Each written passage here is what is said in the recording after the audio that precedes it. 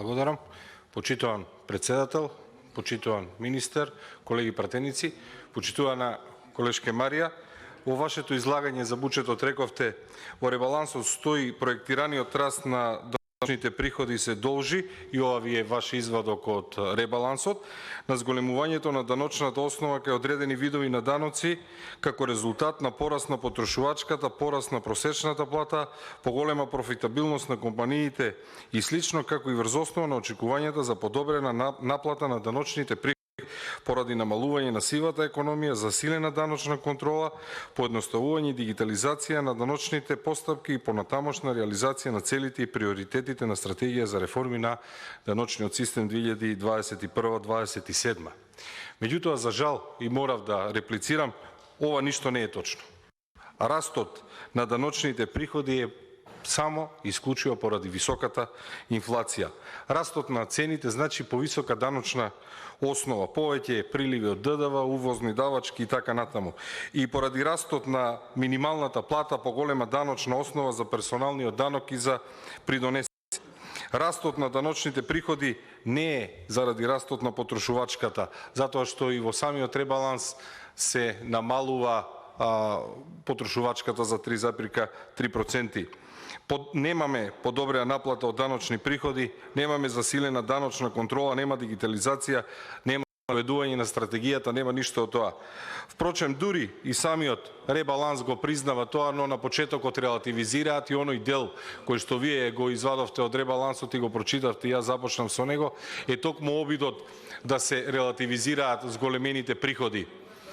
И вие вашето излагање го започнавте со некои макроекономски индикатори, во многу наврати се обидов да запишам, ги кривевте геополитичките движења, зборувавте за глобалните економии, зборувавте дека сме отворена и зависна економија, и при тоа не се обраќавте токму на внатрешните случувања кои што ни се случуваат кај нас и причините за кризата во која што се наоѓаме токму овде во Македонија. Впрочем, и министерот кога зборуваше за инфлацијата наведе некои држави кои што имале повисока инфлација од Македонија, меѓутоа ако ги погледнеме податоците од април 2021, затоа што ги имавме тие податоци, а во јуни инфлацијата ќе биде и повисока, само 12 држави имаат повисока инфлација од нашата, а 23 држави имаат помала инфлација.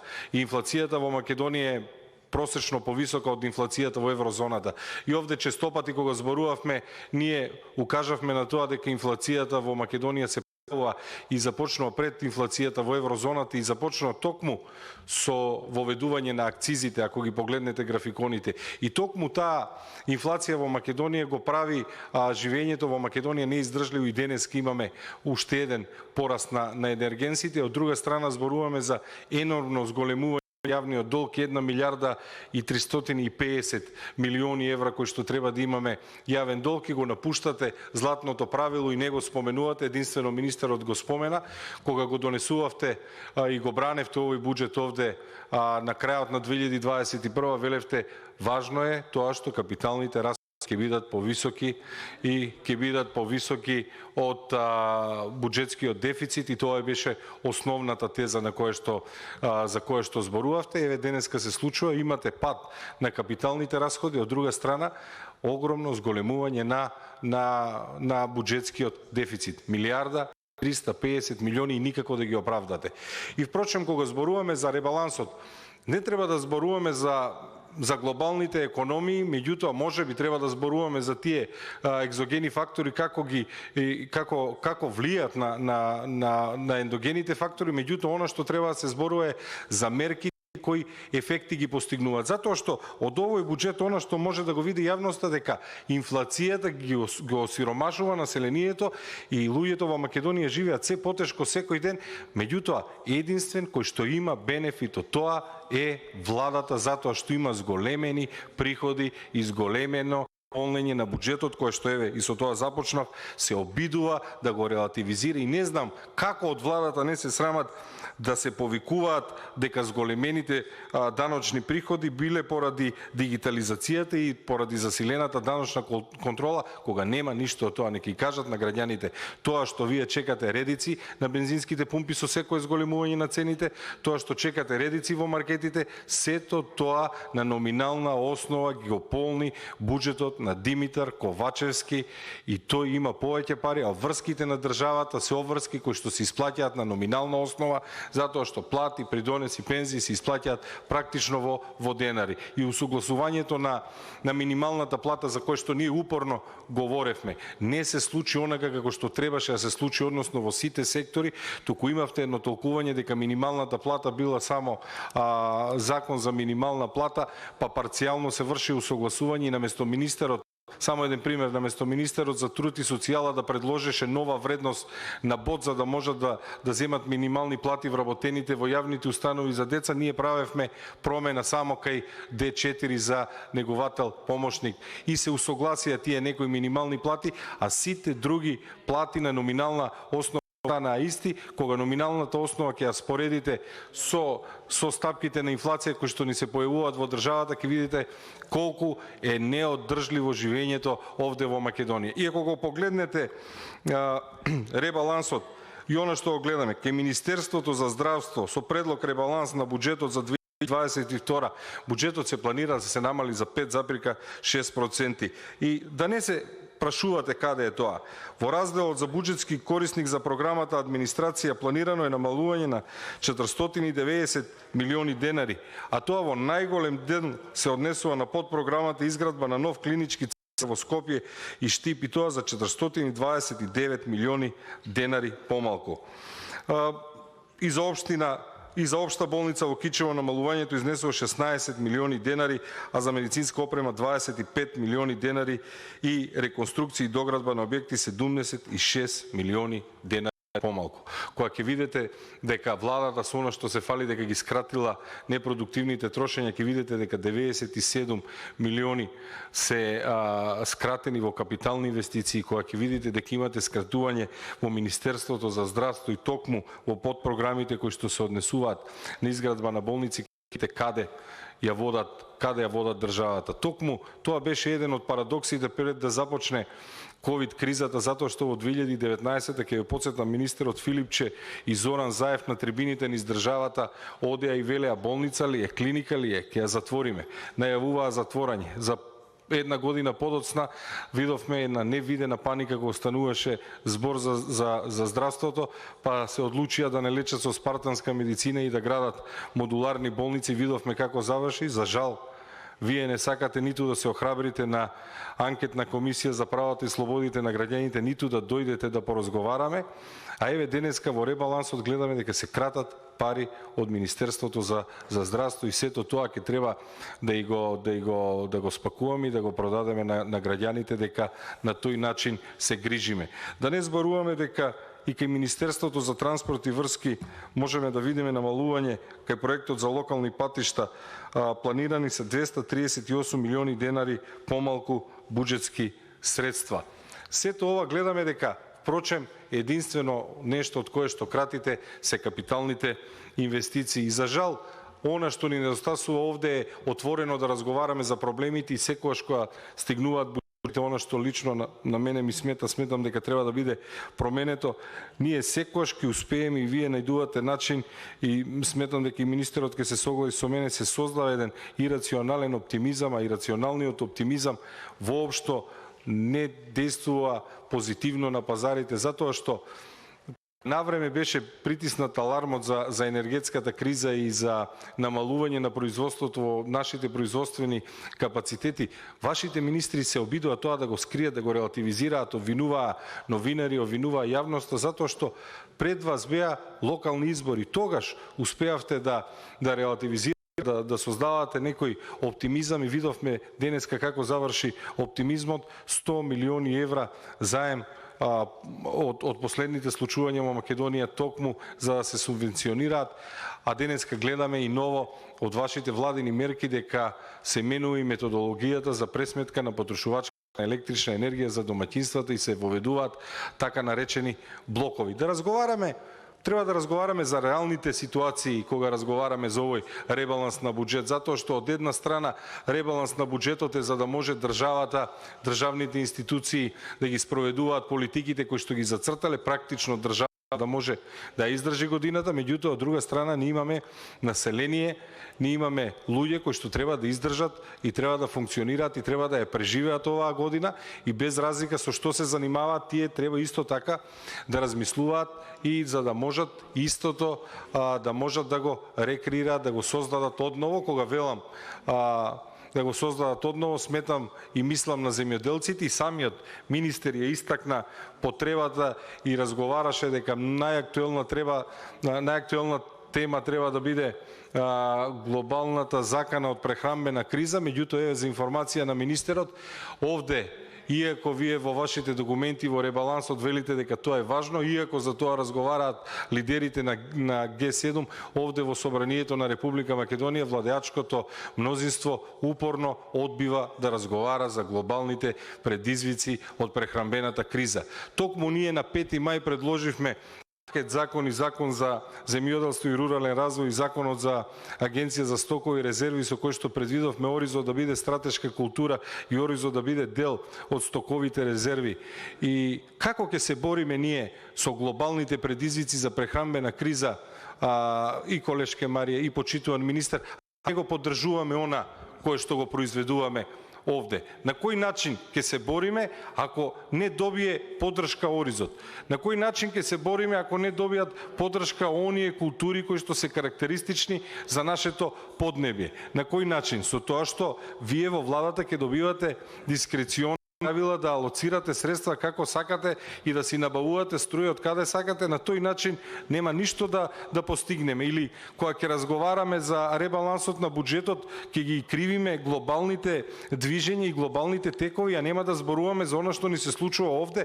Па дајте искрено да поразговараме зошто Министерството за економија ги замрзна маржите и ја замрзна маржата и на оризот кога има пониска цена од цената која што имаше во 2014. Зошто вие како влада, например, не ги замрзнавте маржите на горивата и на ѓубривата? Зошто не ги замрзнавте маржите на ѓубривата кои што беа се уште се потребни за сеидбата? Зошто не сакавте да се донесе и да се промени законот за земјоделство и рурален развој и законот за стокови резерви во време кога траеше сеидбата? Па од тоа зависи колкави површини ќе бидат посејани. Од тоа, ако земјоделецот е сигурен, ќе зависи со кој квалитет биде земјоделскиот производ и колкав принос ќе има. Дали ќе ја добие соодветното внимание или нема да го добие соодветното внимание. За жал, секогаш кога доаѓаме до вакви теми, вие успевате да ги релативизирате и уште еднашка можам да констатирам, онака како што кога зборувавме за овој буџет, веливме дека е неодржлив, дека не ви се добри планирањата, дека ќе дојдеме до ребаланс. Еве сме денеска, се наоѓаме токму овде на овој ребаланс, повторно се обвинуваат некои глобални текови, без притоа да ги погледнете ендогените фактори на кои што влијае оваа влада. Лажно се зацкриваат позади формулациите дека е постигнато нешто во дигитализацијата, во засилена даночна контрола. И сами знаете дека такво нешто не постои. Дигитализацијата нема никакви резултати и нема никаква врска со зголемените даночни приходи. Зошто стои тоа така во ребалансот, си знаете само вие. Меѓутоа, она што сакам да го кажам, дека на тој начин се создава ирационален оптимизам, дека е добро, дека се води сметка, дека се води грижа, а последиците ги осеќаат сите граѓани. Зошто, ако имаме засилени приходи на приходна страна, зошто тогаш државата се откажа од мерки кои што беа воведени за намалување на цените на горивата? Па истите имаа важност само до почетокот на јуни. Со 1 јуни видовте што ни се случи. Енормно зголемување на цените на горивата, енормно зголемување на цените на прехранбените производи. Зошто владата, која што и така има зголемено приходи на приходна страна, не ги продолжи овие мерки, а со нивното прекинување се создаде дополнителен ценовен притисок. Дали одговорот е тоа што со зголемените цени на номинална основа владата собира повеќе пари, па полесно му е на Ковачевски да владее, полесно му е да раководи, меѓутоа во исто време нашите граѓани за жал тонат со сиромаштија. И каде да погледнете во буџетот ќе видите дека ги нема оние кратења кои што беа бомбастично најавувани дека ќе имало кратења. Од мерките кои што ги предвидуваат 26 мерки, 4 од нив се препораки, една е само поедноставена процедура. 4 мерки од предложените се наши мерки не беа спроведени соодветно затоа што вие не сакавте да ги прифатите предлозите во момент кога беа давани. Одлични предлози беа за откажување на ДДВ-то, за намалување на акцизата, меѓутоа за жал истите не беа прифатени. И 11 мерки од сите овие мерки се стари или постоечки мерки, имате само 6 нови мерки. А впрочем, самите мерки треба да бидат основ за донесување на еден ребаланс. За жал, констатираме дека основ за донесување на овој ребаланс е само потврлање во капиталните инвестиции и потребата од ново енормно задолжување. Наместо предвидениот буџетски дефицит од 500 милиони, рекорден од 1.315 милиони и пат на страната на капиталните инвестиции, со што уште еднаш се покажа дека во момент кога зборувавме дека немате антиинфлаторни мерки на почетокот, на крајот на 2021 кога го донесувавме буџетот, дека немате соодветни антиинфлаторни мерки, дека немате соодветно планирање и немате добри економски индикатори, и тоа дека имате план што ќе се случува со здравството се доказ токму овој ребаланс. Имаме најкатастрофално висока инфлација, која што е повисока од еврозоната, повисока од 23 други земји во еврозоната. Имаме намалување кај инвестициите на здравството и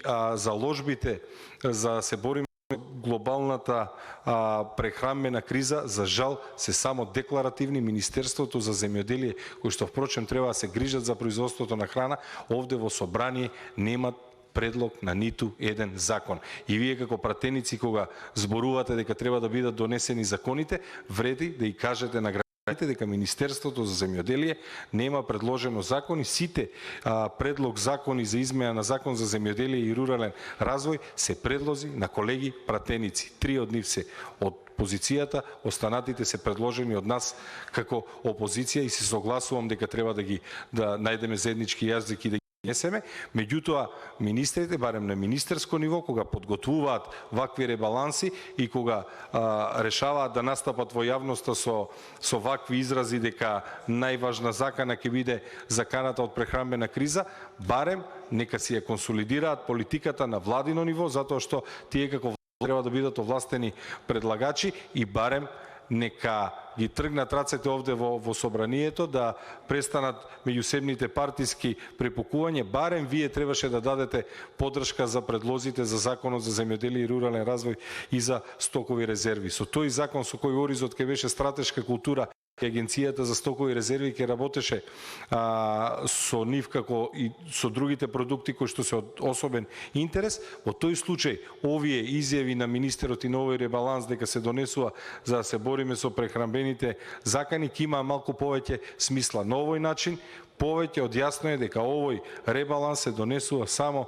да се зголеми јавниот долг и да се оправда намалувањето на капиталните инвестиции. А ваквите формулации за зголемени приходи на приходната страна, верувајте дека се смешни. Секој кој што малку се разбира знае и веќе го потврдив тоа, дека зголемувањето е само поради инфлацијата, повисоката даночна стапка е повисока стапка на ДДВ и поради зголемувањето на минималната плата, која што создава поголема даночна основа за наплата на приходи. Така да, сето она што го прочитавте за дигитализација или за засилени даночни контроли и спроведување на стратегија, нема ништо од тоа. Вие ниту знаете како треба да се спроведува стратегија, ниту знаете што значи зборот стратегија. За жал, видовме намалената потрошувачка на струја што ни донесе, видовме, затоа што ги споменавте кризните состојби, видовме и ковид кризата што предизвика.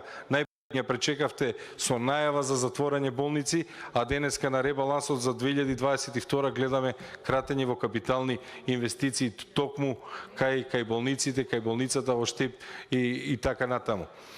Се на се народот гледа дека потфрлате на секоја основа. Она што можете да го направите е барем да бидеме отворени, да бидеме честни, да признаете дека потврлате, дека затоа ви се потребни нови задолжувања, да бидете искрени да кажете не знаеме да реализираме капитални инвестиции, кога ги реализираме ви паѓаат крововите, па сега имаме сега има парадоксални ситуации што го гледавме во кој нема зошто да ги оставиме. Да ја оставиме модуларната болница,